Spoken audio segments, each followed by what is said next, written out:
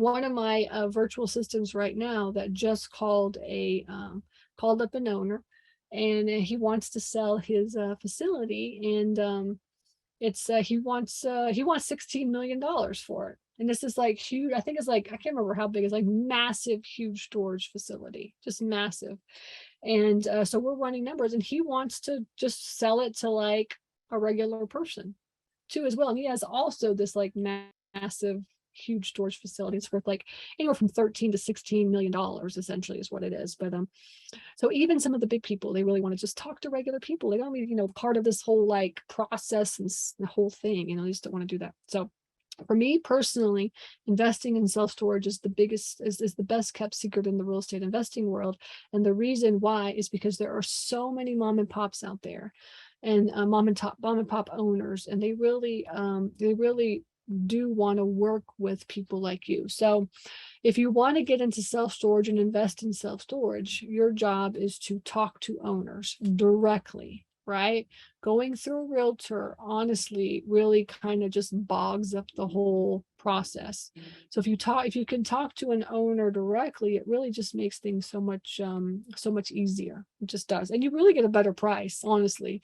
A lot of people feel like they have to go to realtors to buy property and ask them if they want to sell. Okay. And when I got into real estate investing, over 10 years ago, I had no idea that you could just go directly to an owner and just ask them if they wanted to sell their property. I literally had no idea that you could do this. I thought you always had to go through a realtor. So definitely take advantage of that. So anyways, the best kept secret in the real estate investing world is self-storage investing. And I mean, there's a lot of reasons why, honestly, but we're going to go through a lot of these, but it's the best kept secret. And there's not a lot of people out there investing in self-storage.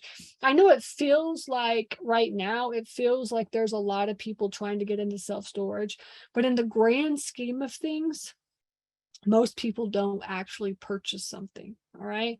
Because it takes a lot of work and effort to go through that process and to find a facility to buy and then like be able to fund it. And I would say a lot of people want to buy storage facilities, but most people don't actually do what it takes in order to purchase one. And that's another reason too. So if you have 50,000, storage facilities in the country, and 30% of those are owned by REITs, right? So that's like, what is that, like 20%? 20,000 storage facilities. So 30,000, anyways, around 30,000 storage facilities are owned by mom and pops.